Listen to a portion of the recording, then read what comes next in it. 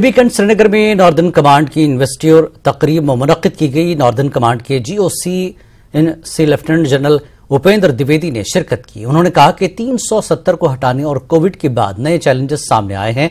Pakistan proxy वार में समाजी ताने बाने को बिगाड़ने की कोशिश में है। ड्रोन हमले के रोकथाम के लिए इक़दाम किए हैं। चीन से सिफारती और ऑपरेशनल सतहों पर LAC की सूरत हाल को बेहतर करने के इक़दाम जारी हैं।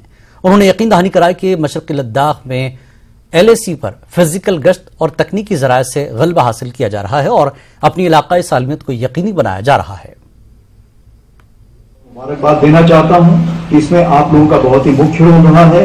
जैसे आप लोगों ने जो कार्रवाई की है, हमें इसको चुनना पड़ा इस रैली के लिए या इस शैली के लिए। नॉर्दर्न कमांड ने सीमाओं में यानी लाइन ऑफ कंट्रोल और लाइन ऑफ एक्चुअल कंट्रोल और भीतरी इलाकों में सफल अभियानों के जरिए लगातार अपनी क्षमता का उत्कृष्ट प्रदर्शन किया। जम्मू कश्मीर और लद्दाख में असामाजिक तत्वों द्वारा उपद्रव फैलाने के प्रयत्नों के विरुद्ध नॉर्दर्न कमांड हमेशा ढाल बनकर खड़ा रहा है और भविष्य में भी रहेगा। जब कभी देश की संप्रभुता पर किसी ने आंख उठाई है, भारतीय सेना ने उसी भाषा में जवाब दिया। पिछले 2 वर्षों में आर्टिकल 370 को निरस्त करने, गलवान संघर्ष और कोविड-19 की कई लहरों के मद्देनजर नई चुनौतियां पेश की। इन चुनौतियों ने केवल हमारे संकल्प को मजबूत करने और प्रतिबद्धता में दृढ़ रहने का काम किया है। लाइन ऑफ कंट्रोल पर स्थिर बनी हुई और सीज फायर कायम है। इन्फिल्ट्रेशन के किसी भी प्रयास को विफल करने के लिए हमने बहुत सख्त निगरानी और टेक्नोलॉजी एनेबल्ड बहुत स्तरीय काउंटर इन्फिल्ट्रेशन ग्रिड को बनाए रखा है। सीज फायर वॉलेशन की कोशिश या विरोधी द्वारा किए गए किसी भी दुस्साहस से सख्ती से निपटा जाएगा। काउंटर टेरर ऑपरेशंस के सभी आयामों में हमारे सैनिकों द्वारा प्रदर्शित उच्चतम प्रोफेशनलिज्म और सिनर्जी ने गतिज खतरे को सीमित किया। विगत 1 साल में जम्मू कश्मीर यूनियन टेरिटरी में सिक्योरिटी और स्टेबिलिटी के सभी मापदंडों यानी पैरामीटर्स में उल्लेखनीय सुधार हुआ। हिंसा की घटनाओं में भारी गिरावट आई। यह शांति, भाईचारा और राष्ट्रीय एकता के लिए एक आम जनता के समर्थन को दर्शाता है। कई मायनों में साल 2022 इंडियन आर्मी के लिए ऐतिहासिक वर्ष था। लाइन ऑफ एक्चुअल कंट्रोल की बर्फीली चोटियों पर तैनात हमारे सैनिकों ने उन कठिन इलाकों में भरपूर सतर्कता बनाए रखी है, जो कि सेना के प्रशिक्षण, प्रभावशीलता और दृढ़ संकल्प का स्वर्णिम उदाहरण है। LAC पर यथास्थित स्टेटस को एक तरफा रूप से बदलने के चीनी प्रयासों के प्रति हमारी प्रतिक्रिया एक तेज, निडर और समन्वित कार्रवाई थी। किसी भी प्रतिकूल आक्रामक गतिविधि या प्रयास का निश्चित रूप से फोर्सेस के उचित रुख और ट्राई सर्विसेज सिनर्जी के साथ मजबूती से मुकाबला किया जाएगा।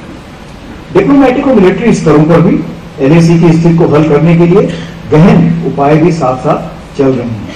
मैं आपको विश्वास दिलाता हूं कि ईस्टर्न लद्दाख में यानी कि LAC पर फिजिकल डोमिनेशन के साथ साथ तकनीकी माध्यमों से भी वर्चस्व यानी सुप्रीमेसी बरकरार है और हमारी टेरिटोरियल इंटीग्रिटी की सुनिश्चित की जा रही है। मैं नॉर्दर्न कमांड के बहादुर जवानों को ऑप रक्षक, ऑप मेघदूत और ऑप स्नो लेपर्ड में उत्कृष्ट कार्य प्रदर्शन के लिए सराहना करता हूं। Indian air force, Indian navy, ITBP, BSF और CRPF सहित सभी स्टेक होल्डर्स के साथ समन्वय तालमेल के लिए प्रगतिशील पहलों को ये वांछित परिणाम सामने आए हैं।